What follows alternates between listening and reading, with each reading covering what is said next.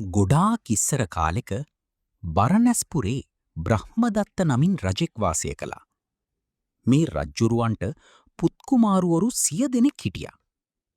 අන්තිමට උපන් පුත්කුමාරයාගේ නම ගාමිණී. ඒ කාලයේ බෝධිසත්වයෝ තක්සිලාවේ ආචාර්යවරයෙක් වෙලා හිටියා. ගාමිණී කුමාරයා ඉගෙන ගත්තේ ඒ බෝසත් ආචාර්යවරයා ළඟයි. අනිත් කුමාරුවරු වෙනත් ආචාර්යවරු ළඟ ශිල්ප හැදෑරුවා. ගාමිණී කුමාරයා සිය ආචාර්යවරයාට මෙහෙම කිව්වා. ආචාර්යපාදේනි, මට වැඩිමහලු කුමාරවරු 100 දෙනෙක් ඉන්නවා. මට රජකම ලැබෙනවා තබා ඒ ගැන සිතා ගැනීමත් අමාරුයි. කුමාරය, එහෙම කියන්න එපා. නුවණැත්තන්ගේ අවවාදයේ පිහිටා කටයුතු කළොත්, ආවේගයකට පත් නොවී උපායශීලීව කටයුතු කරන්නට දක්ෂ වුණොත් තමන් කැමති දේ ලබන්නට පුළුවන්කම තියෙනවා. දානය, ප්‍රිය වචනය, අර්ථචර්යාව, සමානාත්මතාව යන මේ 4 සංග්‍රහ වස්තුවෙන් අන්‍යයන්ට සලකන්ට ඔබ දක්ෂ වුවහොත් රජකම වුණත් ඔබට වැඩි ඈතක තියෙන දෙයක් නොවේ. ඉතින් බෝසත් ආචාර්යවරයාගේ උපදෙස් පරිදි ගාමිණී කුමාරයා කටයුතු කළා. ශිල්ප ඉගෙනගත් අනිත් කුමාරවරු පිය රජු බැහැ දකින්ට ගියා. ගිහින් පිය රජුගෙන් ජනපදයේ බැගින් ඉල්ලාගෙන ඒවායේ පාලකයෝ බවට පත් වුණා. වැඩිමහලු කුමාරවරු බාල කුමාරයා ඇමතුවා. මලණ්ඩ, දැන් අපි හැමෝටම පිය රජතුමාගෙන් ජනපදයේ බැගින් ලැබුණා. ඔබත් පිය රජු බැහැ දකවා පාලනය කිරීමට ජනපදයක් ඉල්ලා ගන්න. එතකොට ගාමිණී කුමාරයා නිශ්ශබ්ද වුණා. තම ආචාර්යවරයාට මේ බව දැනුම් දුන්නා. එතකොට ආචාර්යවරයා කුමාරයාට උපදෙස් දුන්නා. කුමාරය, ඔබ ජනපද ඉල්ලාගෙන යන්න එපා. පිය රජු සමීපීම වාසය කරන්න. මහජනතාවට 4 සංග්‍රහ වස්තුවෙන් සලකන්න.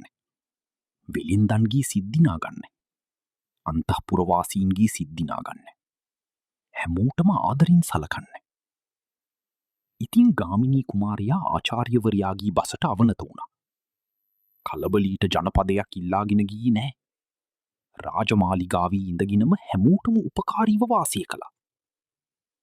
මහරජුරුවෝ මරණ මංචකයට වැටුණා. ඔහු ඇමතිවරු කැඳෙව්වා. ඇමතිවරුනි, මගේ පුත්කුමාරවරුන්ට පණිවුඩ යවන්න. පිය රජුට දැන් අසාධ්‍යයි කියන්න. දේවයන් වහන්ස, අපි දැනගන්නට කැමති ඔබ වහන්සේගේ ඇවෑමෙන් රජකම හිමිවිය යුත්තේ කාටද?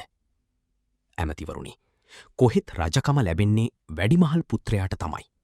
නමුත් මට හිතෙන්නේ මගෙන් පස්සේ රජකම ලැබිය යුත්තේ මගේ බාල පුත්‍රයාට කියලයි. ගාමිණී කුමාරයාටයි. ගාමිණී කුමාරයාට රජකම ලැබීම ගැන ඔබේ අසතුටක් තියෙනවාද? දේවයන් වහන්ස, අපිත් මේ සිතා සිටියේ මේ කරුණ තමයි. ගාමිණී කුමාරයා රජකමට හැම අතින්ම සුදුසුයි. මේ ඇමතිවරුත් රටවැසියොත් හැමෝම ගාමිණී කුමාරයාට කැමති. ඉතින් රජතුමාගේ ඇවෑමින් පස්සේ ගාමිණී කුමාරයා රජ වුණා. වැඩිමහල් සහෝදර කුමාරවරුන්ට වස්තුව බෙදා දුන්නා. ඔවුන් හැමෝටම බාල කුමාරයා රජකම ලැබීම ගැන සතුටු වීම හැර වෙන කිසිම දෙයක් කලහැකිව තිබුණේ නෑ. දවසක් ගාමිණී රජතුමා සිංහාසනයේ සිටිමින් මෙහෙම ප්‍රීතිවාක්‍ය ප්‍රකාශ කළා. නුවණැත්තන්ගේ අවවාද අනුව කටයුතු කරනවා නම් ඔහුට කවරදාකවත් වරදින්නේ නෑ. ඔහුට තමා ප්‍රාර්ථනා කරන දේ ලබා ගන්නට පුළුවනි. ගාමිණී, නුඹටත් මේ සියල්ල ලැබුණේ ආචාර්යවරයාගේ දක්ෂ උපදෙස් නිසයි. ඒ නිසා ගාමිණී, වැඩිමහල් සහෝදරවරු 100ක් පරදවා රජ වුණේ නුඹේ ආචාර්යවරයා නිසාමයි. නුඹේ ආචාර්යවරයාමයි මෙහි සැබෑම හිමිකාරයා කියමින් සතුටු වුණා. බෝසත් ආචාර්යවරයාගේ උපදෙස් පරිදි ගාමිණී රජු ඊටාම ධාර්මිකව රජ කළා.